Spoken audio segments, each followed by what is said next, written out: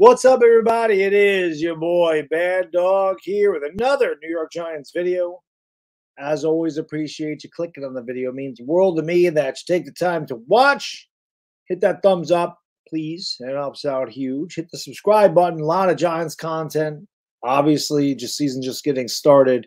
So we have one of these every week. We always have the post-game video. We always have the live stream the day after, whether it be a victory celebration or a therapy session. And, of course, we'll have the game on this channel on Thursday night with my buddy Chris. We take on the very tough San Francisco 49ers. And for a while, it looked like we were going to go into that game 0-2, probably leaving San Fran 0-3. A miraculous comeback led by Daniel Jones got the Giants to 1-1 after trailing 20-0 in the first half and 28-7 in the third quarter. The Giants came back for the first time since 1949 in a game where they trailed by 3 touchdowns. So they went from a historic loss in game 1 to a historic victory in game 2. What is in store for game 3? Well, you got to come by Thursday night and hang out and watch my live reaction, because if you've never seen that, that is something to behold. Trust me when I tell you. But let's get into this. Let's see what Coach Daboll has to say about the victory. I'm very interested to see what he says. So let's watch it together. Let's bring Coach Daboll in here, and let's see what they say. What happened at halftime? That the second half was such a different looking team than the first. Just execute it well. I know that it's just kind of boring. It's just kind of boring. It just executed well. I mean, it's true, but I mean, come on, Coach. I mean, something changed. You don't go from not scoring for 6 straight quarters to putting them 31.5. What did you say to them at halftime? Not a bunch, a little bit, but keep that in-house. He laid into him. That's certainly not the reason. I mean, execution plays a big part of football, and I thought they executed well. You've seen Daniel do some good things last season. What you see today, is that just another sign of him continuing to progress? What do you do?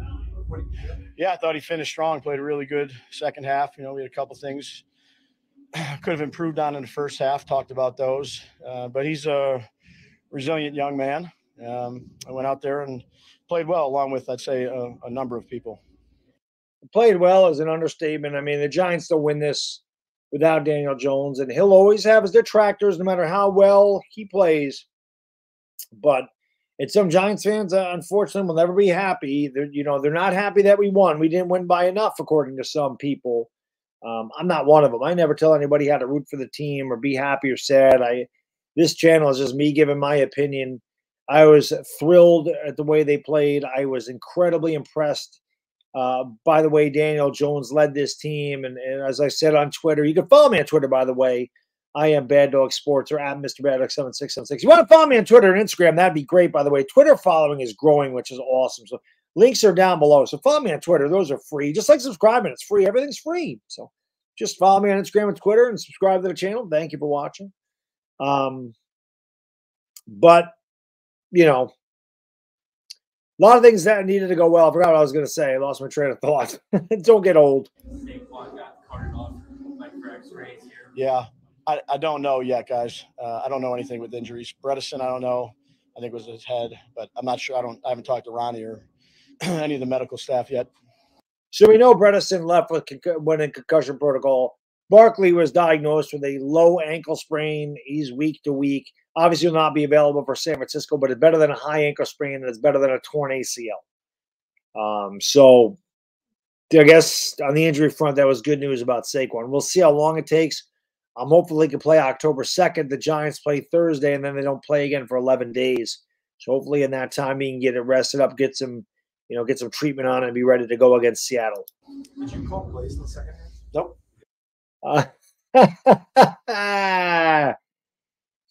Playbook gate, play calling gate. It's just amazing. Where did this come from? Like, all of a sudden, this is everywhere that, hey, Coach Daboll called the plays, and he says he did. I think he did. I just don't think he wants to say yes, because he doesn't want this to be a whole story.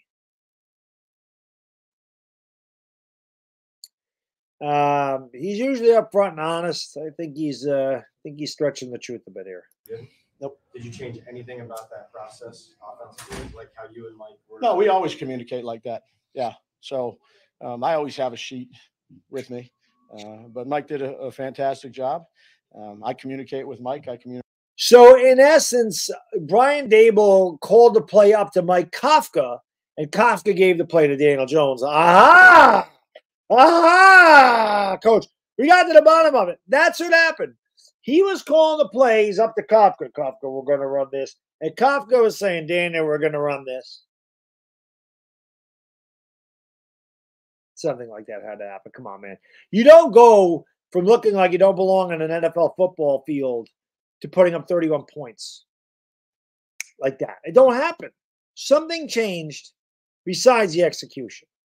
Maybe I'm reading too much into it. Who knows? I don't care. We won the game. Communicate with T-Mac. I communicate with Wink.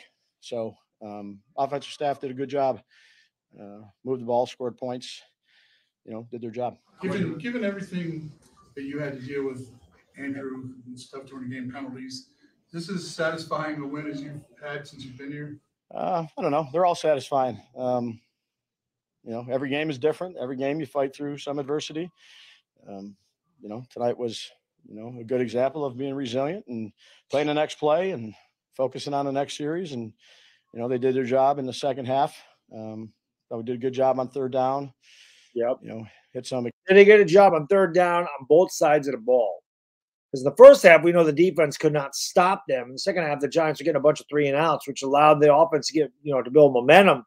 Outside of the first touchdown where the defense let Arizona go right down and score. After that, the Giants would score, defense stopped, Giants scored, defense stopped. The momentum started to shift. The offense got hot. And the offense, the defense is doing a good job of getting them right back out there and continuing in that rhythm. And that's what you want. When your offense is playing really well, you want your defense to get those 3-and-outs, get the ball right back to your offense. They were a very hot unit. They played well against Indianapolis last year. And they played well against Minnesota in that, postseason game. Obviously, the offense is really good. But I don't know if I've seen this Giants offense that good in a long, long, long time. Like for that half of football, that is the best Giants offense I remember seeing maybe since 2015. When the offense put up a ton of points, but the defense couldn't stop anybody. It's been a long time since the Giants scored 30 points in a half. I don't remember the last time that happened. Explosive or chunk plays, made some timely stops at the end of the game, made a game-winning field goal. Played much better, coached much better in the second half. And, you hope they don't, all start out 20-0. It was Yeah, I've had a couple of those, Coach. Let's not let that happen this week. You go down 20-0 to San Francisco. You ain't putting up 31.5 against that team. We didn't do not good enough job in the first half, but fortunately, came out, executed well situationally. I think 4-4 in the red zone. Offensively, almost, 65% on third down. That usually gets you some points and made some big plays. How much of a spark was that deep ball to Hine? Was that a play specifically drew up to give you a spark? Yeah, no, it's something we talked about coming out. We were, I'd say we were possessing. We were throwing some timely possessive passes, try to get the ball out, get in the balls or the hands of the playmakers. And then we just didn't convert enough third downs. And then we had one earlier. We had a chance at one earlier. Just didn't go to it. So, go to it more. I've said this in my live stream last night, and I'll say it again all week. Well, not all week, for the next couple of days before you play them. I'm not a guy that's like the Giants need to throw the ball all over the field, but if you're going to beat San Francisco, you can't play this one close to the vest. You have to play it very risky. You got nothing to lose. You're a 10-point underdog on the road against the best team in football, in my opinion, in their house. So on a short week, without Barkley, I probably said all this stuff already. The Giants got to take chances. Throw the ball down the field. Take a lot of chances. Gamble a lot. Maybe you hit a big play. Maybe get a pass interference. I want to see more plays of throwing the ball down the field, because if you play this one close to the vest, it'll be 27-0 before you know it. It was a good second half. How much could you feel? I think your term last week was slippery slope. Could you feel that you created a slippery slope in the second half, like whatever momentum for the other team? Yeah, I don't know. Yeah, I'm not sure. I'm proud of how resilient the guys were, and they didn't focus on the scoreboard. And that's a hard thing to do. We're in a production business, and that'd be a really hard thing to do, knowing that they hadn't scored in 6 quarters to start the season. So you would think that would wear on them more and more and more and more. So good job they didn't really focus on the scoreboard, just focused on getting points. And they did a great job in the second half. To focus on just doing your job. And, I thought Hyde stepped up as a young rookie and made a couple nice plays for us. Slay, Waller, and then obviously Daniel. I thought the line for the young players, they did a heck of a job, those young guys on the offensive line. That was something I said in my post-game video. I was very impressed with Zudu and McKeithen. And again, it's Arizona, but Arizona had 6 sacks against Washington, so it's not like their defense sucks. It's not Dallas and it's not San Francisco, but you got to be a little encouraged that the young guys played well. Got to be a little encouraging. Daniel Jones certainly had a clean pocket to throw from in the second half, and you see what happens when he gets time to throw. And, when you look at it, you got, Zudu, who didn't play much last year, really like a rookie, and McKeithen and Evan Neal had some, and then you got John Michael. And then young corners, you got 2 rookie corners. So John Michael, according to PFF, was perfect on pass blocking. Perfect. 100% perfect. It was nice to see, and this was without Andrew Thomas. So if you could get I know Azudu played left tackle, but if you could move Azudu to guard, and you can get McKeithen playing guard, and you can get Evan Neal to get his shit together, and then you have JMS and Andrew Thomas, now you're talking. Now you might have built something.